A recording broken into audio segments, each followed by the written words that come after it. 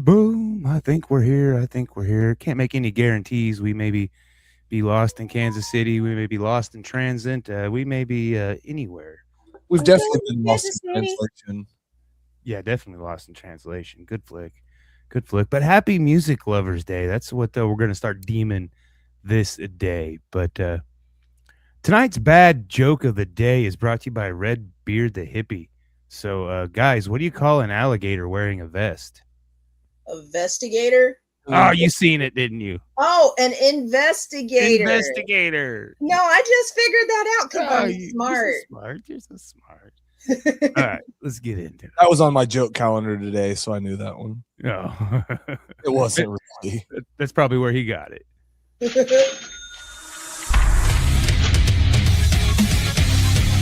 Welcome to For Music Lovers Only, a podcast where each host makes a top 5 list of their favorite songs from this week's topic.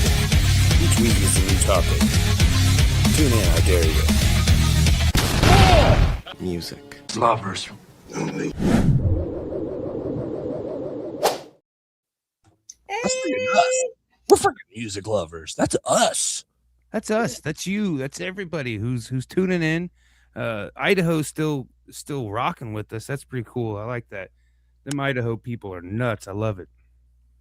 They did a lot of voting for 1979. Oh, that's awesome. And Them. I'm sorry I ruined your guys' newer theme, but I'm not sorry. It was a great year for music. There was so much. Coach must have not found the honey holes. There's a lot of stuff, but it's all stuff I've done and stuff we've just recently done. Other than that, there were a couple I strayed away from just because I can't think of them off the top of my head, but there was a few I was like, Coach is going to get that. ZZ Top, Winter, or Led Zeppelin, Eagles, AC/DC, Talking Heads. Yeah, there was a lot. But I will not say other than two of those people, those were not, nobody had their best album in 79. I can promise you that. I can agree that it wasn't their best album. There might have been a bunch of good singles in 1979, but there wasn't an album that I tried. Like I literally tried so hard, and we were driving back from Kansas City, and I had to turn the Billboard off and just go back to stuff I know because that Billboard Top 100 79 was horrible. Yeah. Never go to the Billboard. Never go. The only thing that Spotify had, and if you're driving and you're driving on a highway in Kansas City, you can't keep searching stuff. So let's all die together with 1979 as a soundtrack. I will say I think we found the worst song ever in 1979. I will agree to that. I'm not a fan. We ain't gonna call it out. But hopefully it's on my list and you can be like, that was the one. That was the one. Is it on your list though? I will make it up. I will lie to everybody if that's the case. Oh, if it is. Even if it's not, I'll lie. And then they don't know. Yeah, please God tell me. Sometimes when you love somebody, you gotta lie to them a little bit. You gotta lie. A little bit. Yeah, a little bit. But Kevin's still in the hospital. We got I do not think he's going to make it to the Art House 310 on Friday. So I will be there holding down the fort for Mr. Kevin Hansen and myself. We've got a lot of artwork there. And like I said, I said it yesterday. I don't ask to be the center of attention very often. 2 days this year, I'm asking to be the center of attention. That is Friday and then my birthday. But no one will remember my birthday because I'm not going to tell y'all. But it's the day before mine. There you go. Make Coach and I. We need to throw a big bash. That's what we need to do, Coach. Music Lovers Fest. That's what we'll do. That'd be cool. I mean, everybody's doing a fest. So we can do a fest. Yeah. I think there's already one for mine, but you can join. No, I'm just joking. You can join my fest. It'll be easier. There we go. Yeah, I'll just lump in with you there. I'm so into just joining fest because setting that shit up is insane and frustrating. Bumping uglies. Bumping uglies. Not for Coach had a little 1979. Coach had a little adventure this weekend. Played hooky from work to go listen to some music, and if we would have, it did make your list. There is May 3rd, and it's my favorite date on there because after Columbus, Ohio, on May 3rd, it's at your mom's house. Getting them views, Coach is stripping down for us. Look, we'll do anything to get them views. We are only 8 away from 500 subscribers on YouTube. We're so dang close. Oh, and we that's still got cool. one more milestone to make to actually get to do anything from that. But that's still a good milestone. One away. So like, subscribe, follow. See more of Coach stripping here soon. He's been waiting to take that shirt off for a while. He's like, oh, I didn't even stand up. Like I hit it. I kept my shirt. I mean, you got a little bit of shoulder and maybe a little bit of this when I was putting it on, but it was sexy. It was sexy. 1979 was a wild year for music, but for everything else too. I kind of, when we do the years, I kind of look at the history to see where some of this music is coming from, because you can tell some of it is stemmed from social events, and I found it pretty uncanny, the resemblances to 1979 to what's going on today. If you watch the news, I don't watch the news, so I don't really know, but there's an Iranian revolution and hostage crisis. Oh, that sounds familiar. Yeah. Those words in the news today. There's the Soviet invasion of Afghanistan that happened in 1979. Yeah. There's a few of those words can be found in the news these days. There was the 3 Mile Island incident, which was the worst U.S. nuclear accident on U.S. soil. Disaster. That's what it was. Yeah. And let's not hope that happens. Yeah, I mean, that might explain a lot of why people my age are so screwed up. No, it was bath salts. But it was bath salts. But then they eradicated smallpox, so we didn't have to worry about that. So smallpox was eradicated in 1979. 1979 also brought us a few good things like the Sony Walkman and ESPN. Coach can get down on some ESPN. Mm-hmm. And then yeah. And then a tragedy that led to one of my darkest favorite songs, the I Hate Mondays killer. Mm-hmm. Brenda, I think her Brenda, I don't know, it happened in San Diego at the Cleveland elementary school. She just popped her head out of her window of her apartment and popped 2 kids. Popped 2 people. I don't know if she got kids. I don't know how old, but she killed 2 people, got arrested, and she was like, I just don't like Mondays. Yeah. And so the Boomtown Rats wrote a song inspired by that, and it's a good song.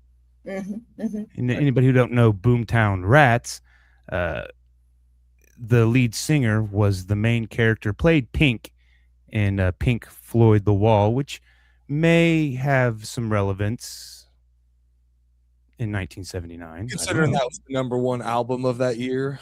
Yeah, absolutely.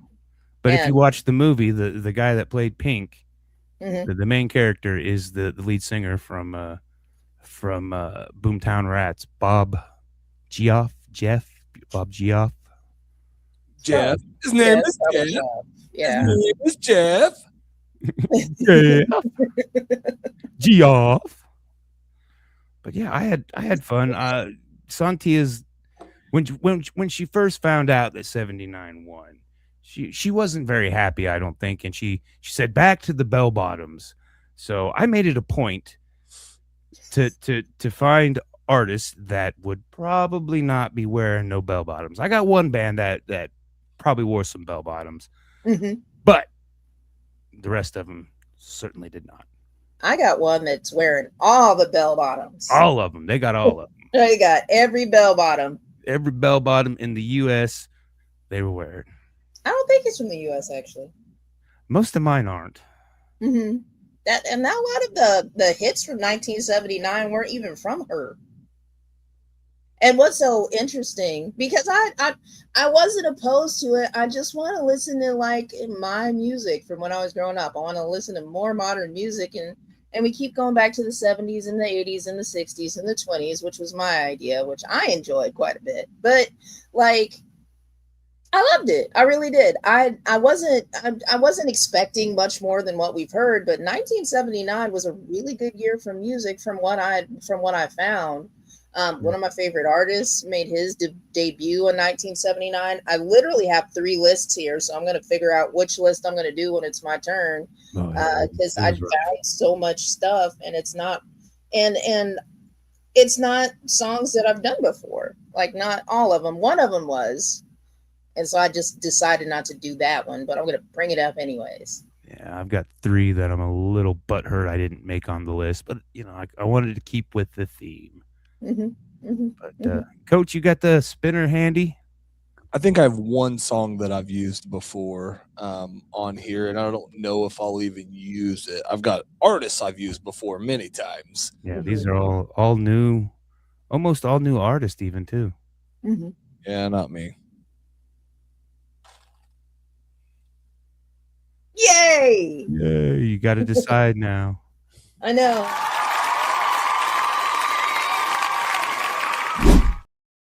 Shit. Okay. Okay.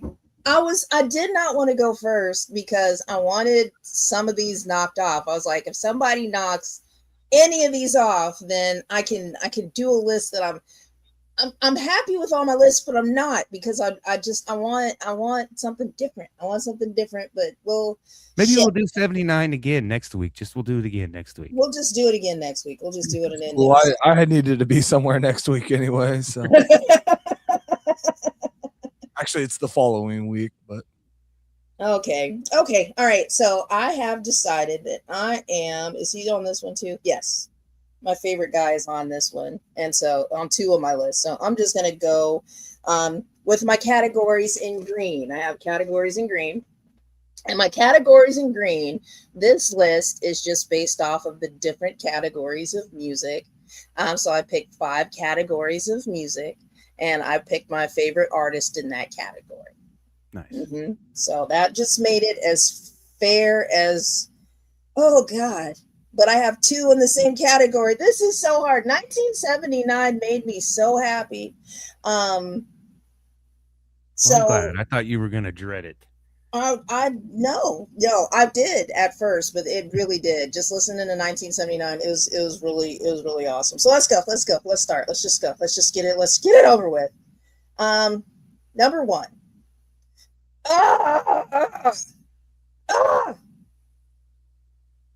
Coach, heads or tails? Tails. Okay. So, Pink Floyd. Always into tails. It's going to be Pink Floyd. And Pink Floyd is going to represent my psychedelic rock. Yeah. Pink Floyd was actually The Wall was actually one of the first psychedelic anythings that I've ever had any experience with. Like I didn't know the psychedelic Beatles. I knew like the Love Me Do. I knew them. I really hadn't listened to or experienced anything psychedelic. And so when I was 19, my roommate had The Wall, and I was like, hey, what is this? And so I watched it one day, and I was like, what is this? Yeah. What is this? So you experienced the movie before the album?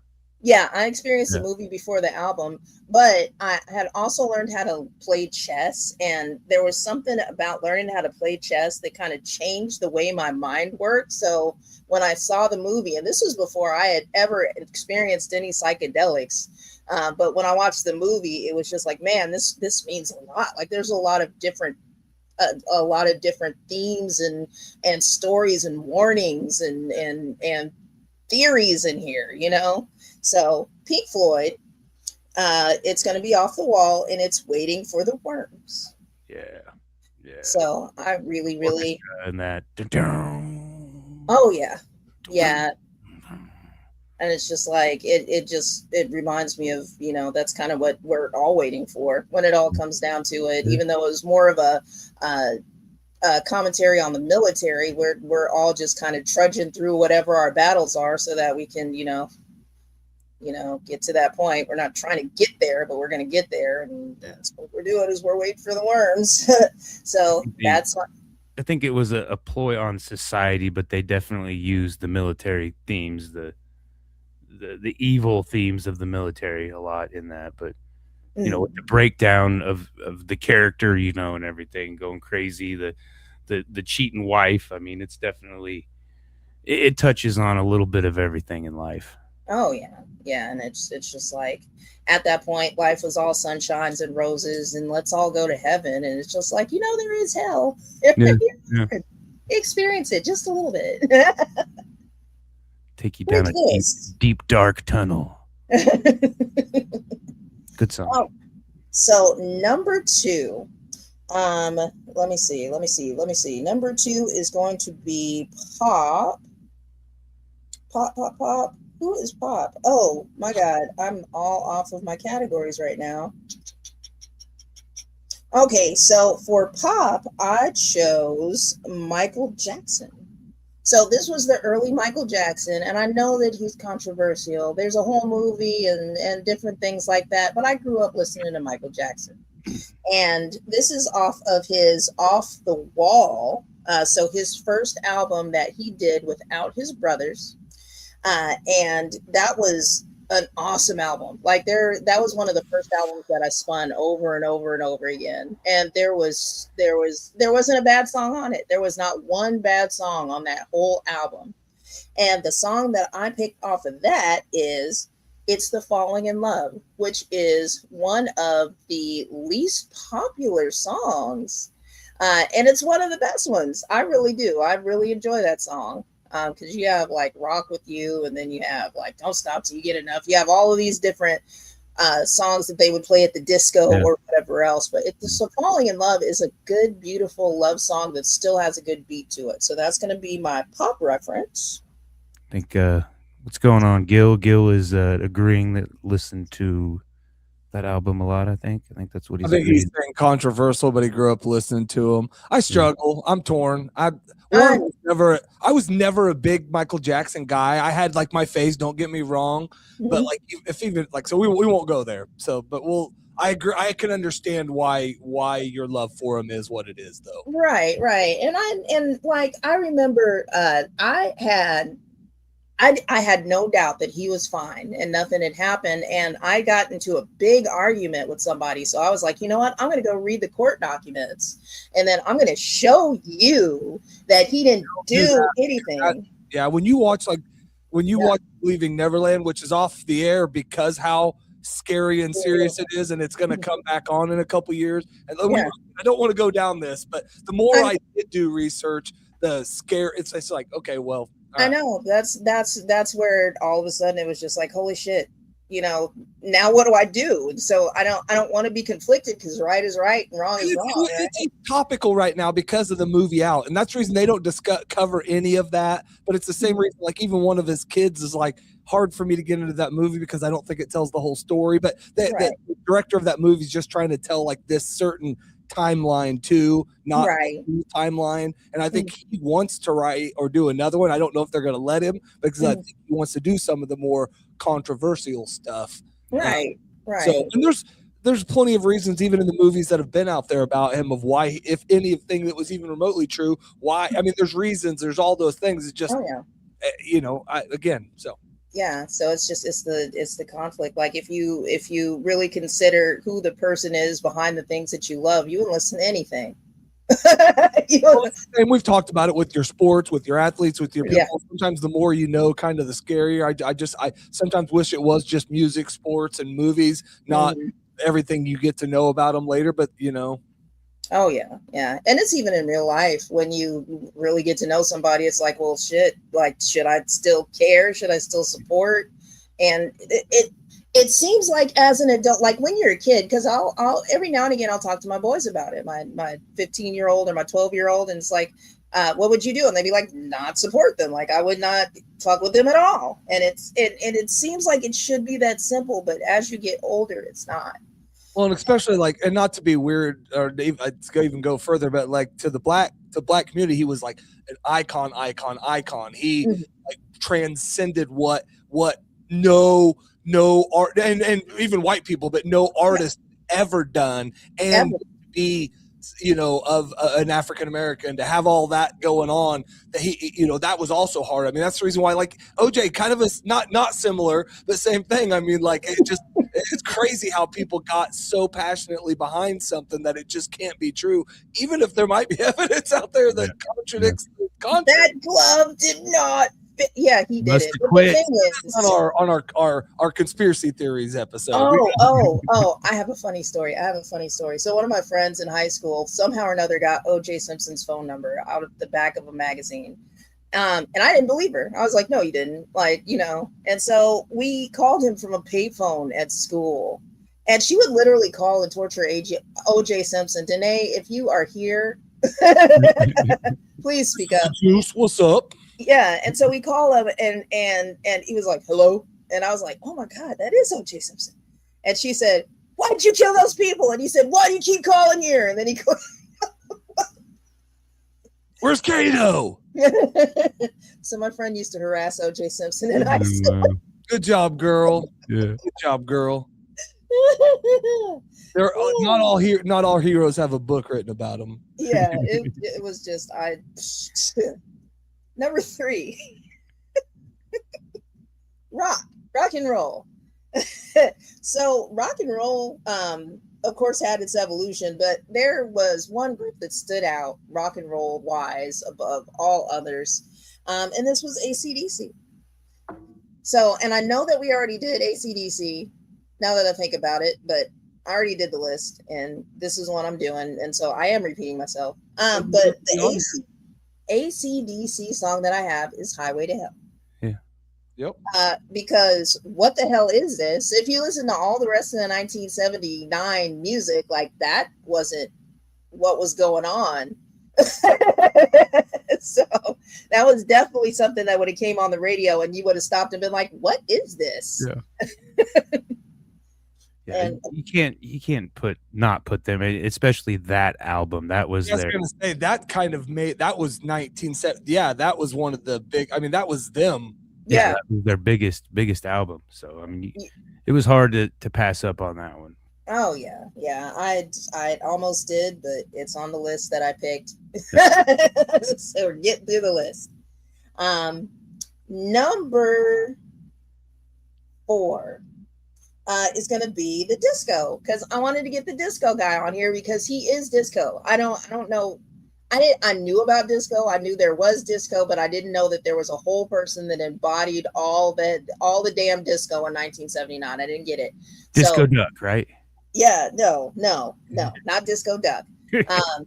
I mean, do you guys know who Patrick Hernandez is? No. He's that bitch. That's who he is. Yeah. Patrick Hernandez is that bitch. I don't know what his orientation is. I really don't. But he is straight ass diva. And when I turned it on, I was like, who's Patrick Hernandez? And then, like, he told me who he was. Everybody, Patrick Hernandez is it. Okay? All right. And the song that he sung that I have played probably 18 times since I heard it yesterday is Born to Be Alive. And oh my God, I haven't shook my hips and my butt and my middle so much in a very long time. But that song gets you going and it makes you celebrate your life, because you're not born to work. You're not born for a career. You're not born to make a difference. You're just born to be alive. So whatever you do when you are alive is what you're born for. You know what I mean? Patrick does. He sure does. Yes, he does. All right. And then the final one is, the final category is whatever the hell the Little River Band is. I don't know. Folk? Maybe. Yeah. I mean, like I said, that 1970 genres weren't a big thing. So they just kind of did whatever they wanted. It's crazy how different some of these bands later had album. I mean, like Police on the 1979 album only had maybe 1 or 2 songs that you would recognize from who they ended up being, and bands were kind of that way. Yeah, yeah. All the albums really were. They were pretty eclectic and sound and taste. And the Little River Band is. They remind me of they're like Fleetwood Mac, whatever they are, whatever that is. That's what the Little River Band is. That's my last genre. And the song that they have is Lonesome Loser. Yeah. Oh yeah. I love that Just, song. have you heard about the lone? Yeah. Okay, I don't want to sing too much in case we need to pay for it. But the lead singer, I don't know who the lead singer of the Little River Band was. I was gonna look him up, but Lil, I think it's Lil. oh, River and then the band. So. But yeah, he sung that song way more soulfully than he probably should have. Good song. I was think like, it would be on the yacht rock era, but it's still a good one. I guess I don't can think see so. It didn't have. I don't know. I don't know that it's just it's its own thing. It's its own thing, and it's just talking about somebody that just won't give up, even though the Queen of Hearts is like, leave me the fuck alone. She's like, go away, but he's like, you know, have you heard about? He's just gonna keep going. He's gonna keep trying, and it's sweet and it's sincere, and it's one of those songs that I would think of, like laying down, tripping in the grass sort of song is what you'd listen to. Yeah, it looks like Bradley and Marcus are hanging out and listen. Hey, Marcus says he's back in Wichita. hey, what's up, Marcus? He's back in Wichita. Yeah. 19 never. They said their pick is Scorpions. Ooh, that's cool. Always somewhere. Yeah. That's my list. Good list. How much time did it take? 45 minutes. 45 minutes. Yep. It's a new record. My controversies run part of that. I'll spin. Mm-hmm. I gotta go another again. list. Well, luckily you had two. That was a bad spin, but I'm taking it.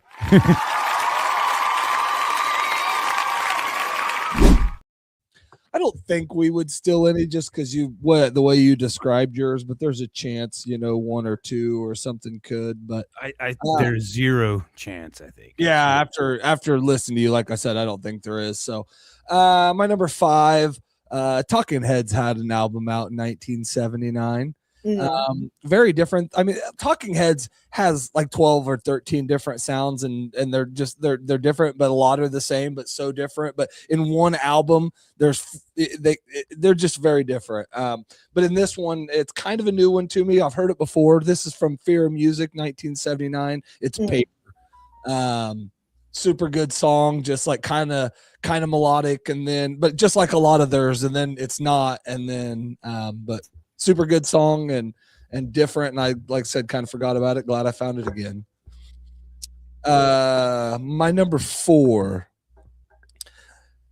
We talked about them recently, but more because of Greta Van Fleet. But it's crazy when you listen to Led Zeppelin 1979 In Through the Outdoor, how similar that is to. I mean, they had to gone in the future and copied Greta Van Fleet because their stuff. No, I'm joking.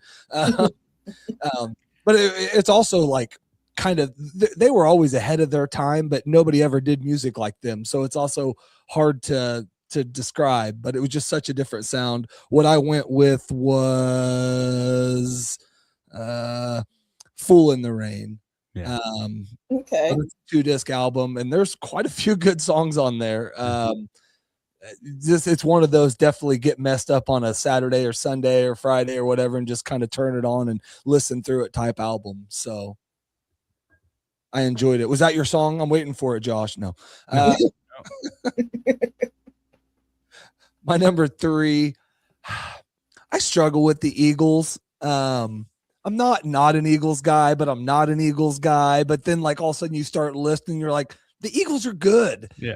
They're like, to maybe my generation, they might even be like the original Nickelback, but they're way bigger than Nickelback. But still, like, a lot of people just didn't like them for some reason, but they have so much good music. I don't like them because I don't like the Philadelphia Eagles, and it's weird and it's stupid and it's warped, but I also don't like Eagles in general.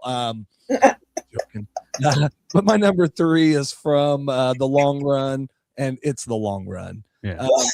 What did an eagle ever do to you? Oh, man, you watch those nature shows as a kid, man. They were going after all kinds of shit that I liked, man. Eagles are going after all the coolest little creatures. Bunnies and anything. Just don't give a damn. Like I said, if it wasn't for Joe Walsh, I wouldn't like them as much. Mhm. Joe Walsh for me makes the Eagles tolerable. Man, The band, not the team.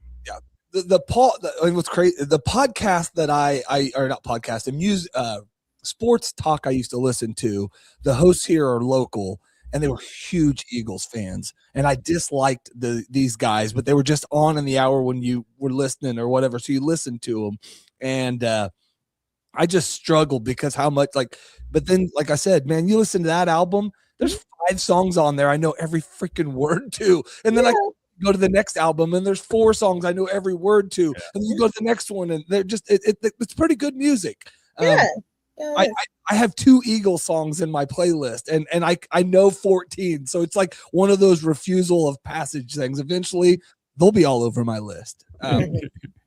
My number 2, I don't care if we did ZZ Top every week. Use ZZ Top. I'm going to use them. 1979, they happen to have a pretty good album out. I think Josh has used 1 or 2 from this album. I've used 1 last week or the week before from this album, but I have not used this one, and it's one of my favorites, so it's easy. I thank you just for what you did. And just the funk and the rasp and the something in that soul. I think that might have been one of the first songs like you just recognize who it is when of course you recognize ZZ Top when they come on, but that song, something about that song. So that's my number 2. Sweet. I'm powering through the list because Sontia took 30 minutes, just so we know. I took 85 minutes and just started a whole thing. Whatever. We'll go back and do your list because you do good one. No. Same thing with my number 1. I don't care if it worked on every week. If there's a way I can work Tom Petty onto a list, work Tom Petty onto a list. I don't think I've done this song before. This is from Tom Petty and the Heartbreakers, Damn the Torpedoes, and Refugee. That's my number 1. Like I said, if I remember right, that was the big one off of that album. Yeah, but they had Don't Do Me Like That. They had that on there. Yeah, there's 3 or 4. I mean, that's actually a pretty, I kind of thought the same thing, but then I started listening. But I'm a Tom Petty guy. Yeah. But I knew probably 5 songs off of that, and that's not even, to me, probably his top 8 albums, 7 albums. Yeah. So I agree with that. Yeah, I agree, brother. I am kicking myself in the butt for not going to Tom Petty when he was here. This is the whole that literal what you just said is the reason for the other topic that I wanted, concerts that, and like the way I took it was that I could have went to and didn't, and that probably is my most regrettable ever. I mean, because I had 2 different opportunities that were pretty easy ones. I know the tickets weren't even high. Like they were affordable tickets, and I was I think I basically had a free ticket and it just didn't work out. And again, it's just one of those stupid things where I thought he'd be here forever.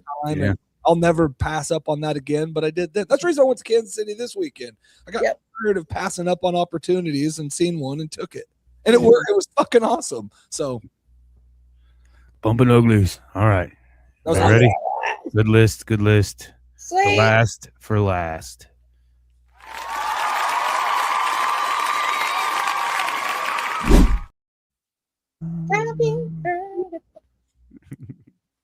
Like I said, I didn't want to do bell bottoms either. I seen a lot of, like I said, Coach's entire list I seen and breezed past them just because I kind of got enthralled into how much good punk music was out in 1979, and I love fucking punk music. I mean, I want to start a punk band. I want to quit my job and start a punk band. But punk music is just great, and like I said, it kind of reflected some of those conflicts, those crises, those those tragedies, they trickle down into the music, and I could see a lot of this one. And my number 5 is a band that Coach and I wore one song out in particularly. And I other than that one song, I didn't know too much. I seen them live, and I think I talked about them last week. But Cheap Trick, Mm. and I mean, I remember all the weird guitars, but that one song, "I Want You to Want Me," is the only one I could name off the top of my head until we dove into this album, which is the album is called Dream Police, and I'm pretty sure they were wearing bell bottoms in the photo. I was gonna say, and that's The only band that could probably be accused of bell bottoms, but the song is Gonna Raise Hell.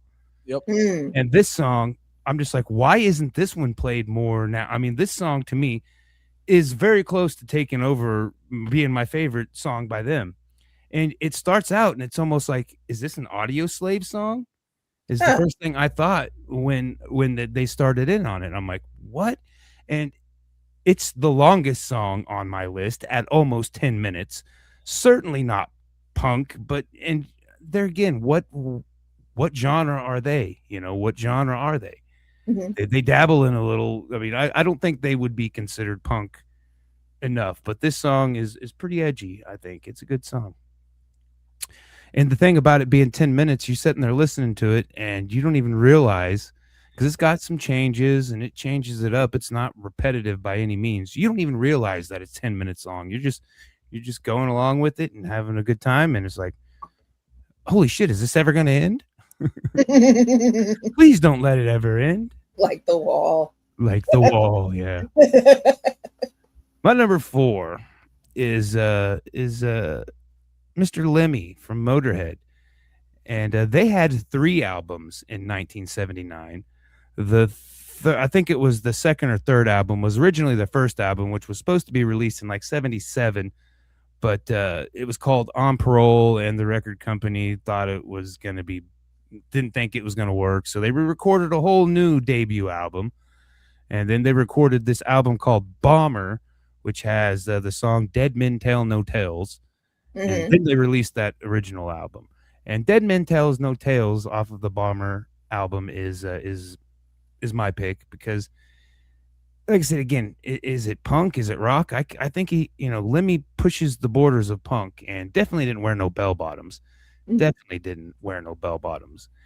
And I think we talked about it when Lemmy got brought up last time. I mean, Lemmy is Lemmy, and Lemmy is the main show. I mean, the music kind of gets pushed away, pushed to the back burner because Lemmy is such a character. But this is a good song, and I mean, what more do you need to say? Dead Men Tell No Tales. You wanna you wanna keep them secrets. There's only one way. Yeah. And he had a lot of that theme. The parole. I mean, the speed, the drugs, the parties, the jail, the crime. That was a main theme for Motörhead. Fun song though. Sweet. Number 3 is I'd heard of the band, hadn't listened to too much of them, so I took this opportunity to listen to the Buzzcocks. And the song is A Different Kind of Tension. Off of the album is the same name, Different Kind of Tension. And it's kind of like almost a poppy punk sound, and it's like stay, go, and it's a song of opposites. It's just kind of just doing this theme. It's not even it's not even lyrics, but it is, but it's like stay, go, good, bad, and that's just kind of the theme of it. And I thought that was a fun one. They had a couple good songs off of the album. I had to narrow it down to this one, but yeah, good band, good. Like I said, I'm pretty sure they're UK punk. And this next one I'm pretty sure is UK punk. I had never heard of them, so I had to give them a chance. And it's the Skids. Huh. And Okay.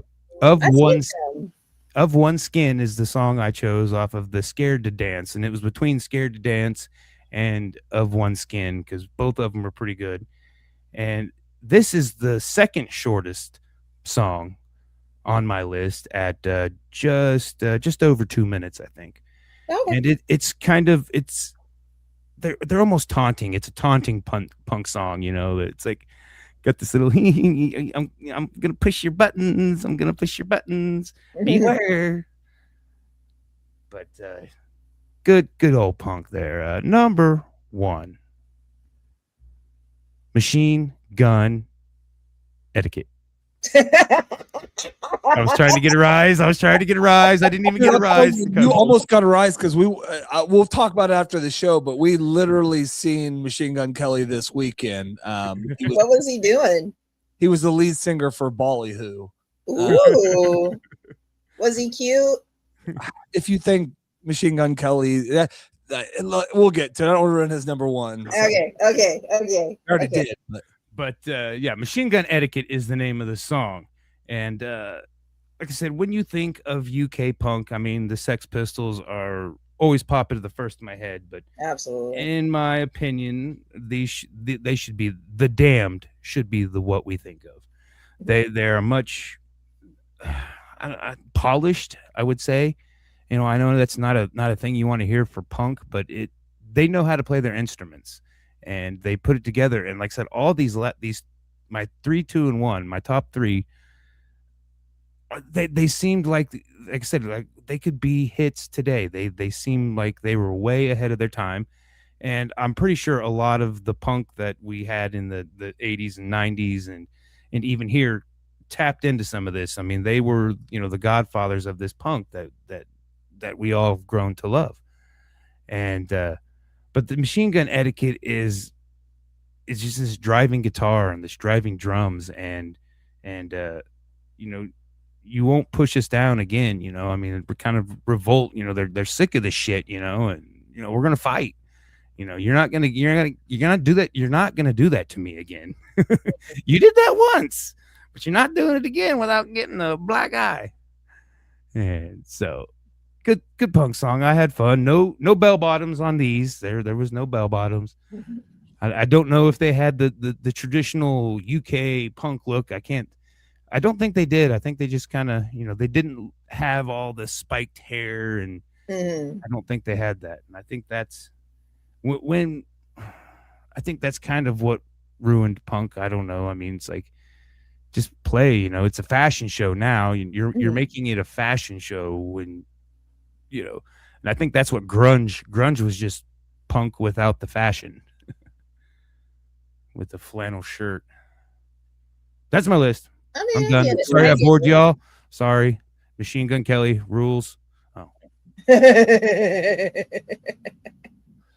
Oh my goodness. I think when he started this isn't the Machine Gun Kelly's. We'll talk about it after the show. I would like to give a shout out to the fan favorite, which it looks like Gil brought it up. But there was people like that were DMing me about it, and there was probably like 5 or 6 people that were on the thread. What a Fool Believes by the Doobie Brothers.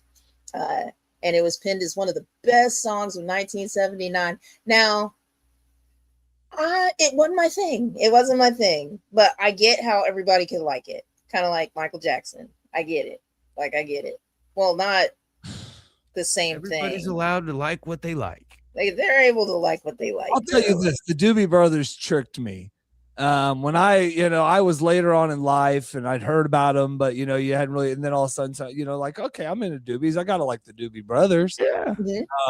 They're not what you expect when you go find the Doobie Brothers. They apparently have nothing to do with Doobies. Not a thing. I mean, they may have or they might. They might have partaken in one while they were recording. They got. I went through it that night. We talked about it, and I found some stuff I enjoyed more. But yeah, definitely not my thing. But I freaking love. See, that's where I said Michael McDonald, those kind of. I mean, it's just a different type of music. I mean, and there's nothing wrong. Like, it's the same with my stuff. Like, I went and I'm telling people I went to this concert. People are like, who the hell and why the hell? It's like, because that's my thing.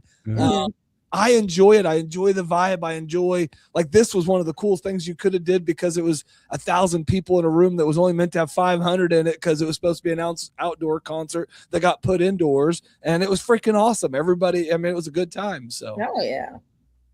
I said, what Kiss had an album that yeah, I don't know. I don't think it was their quote unquote disco album, but it sure could have. There was only one song on there that I liked, and that's the reason I didn't add them. It was tough.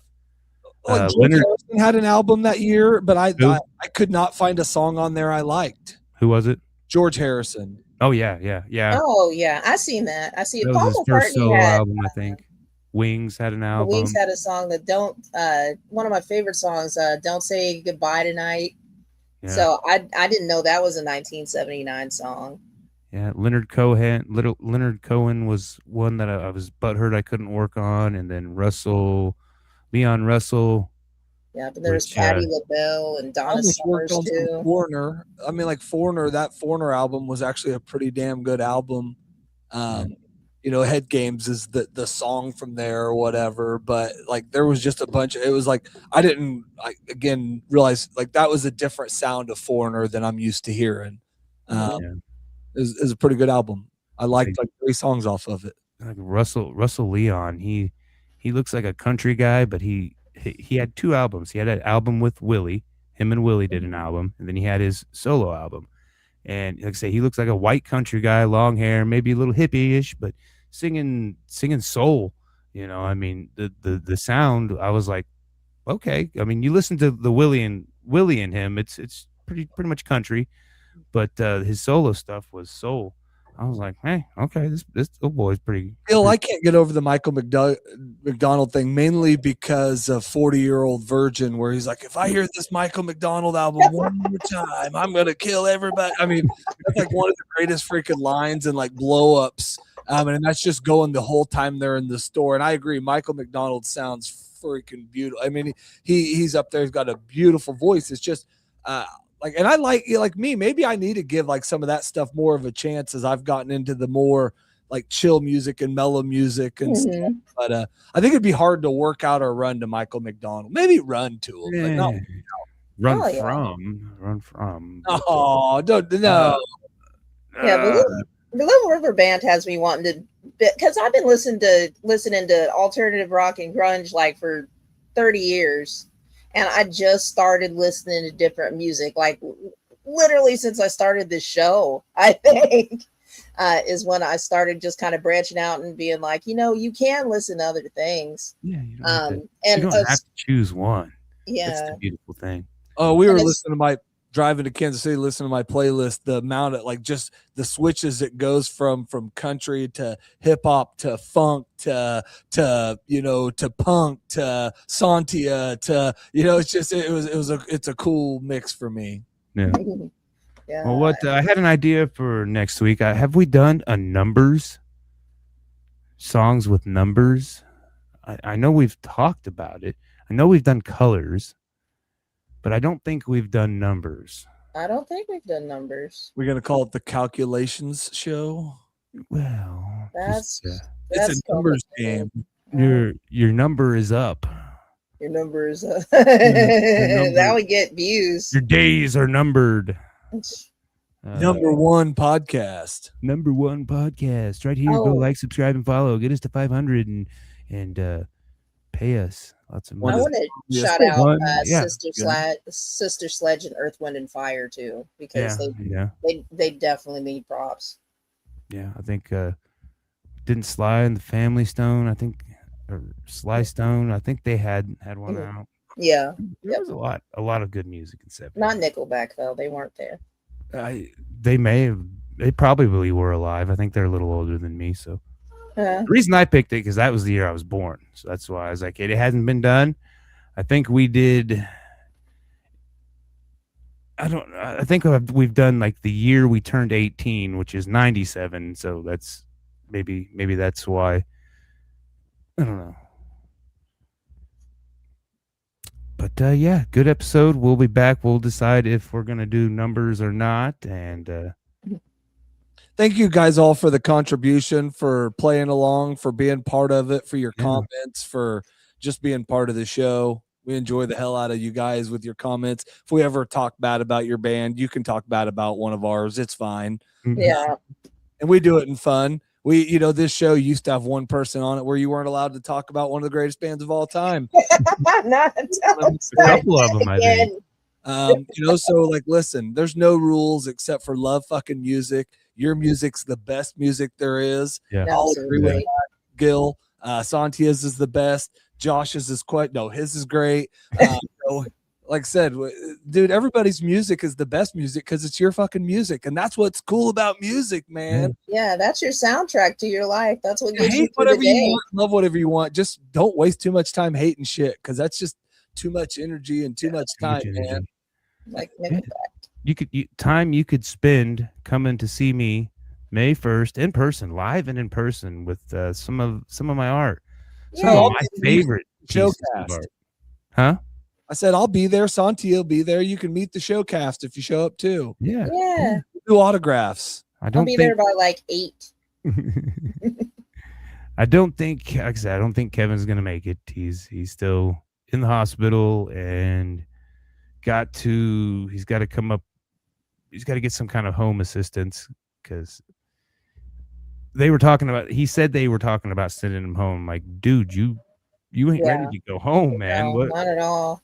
Don't rush it. Don't, Even just walking up the stairs, dude. Yeah. So I don't know exactly what's going on. Yeah. He made a post and that's about all the information I know. I haven't got anything new today other than that post, and it sounds like he's getting bored. So go visit him. I hadn't got a chance to get up there the last 2 days because I've been running trying to get the art house stuff ready and lined out, get everything to Angie there so I could have 2 days to coast, and that lasted about 30 minutes. Yeah. I got to coast 30 minutes. Back to craziness. So, hey. Oh well. Tis life. Tis life. Yeah. Cover your plants, grow your plants. Have a good night. Smoke your plants. Sontia, do you got anything going on before we get off? Do you have anything upcoming? Not soon. No, May we- 7th, I'll be at Kirby's, and then again at May 17th. All right. Well, thanks again, everybody.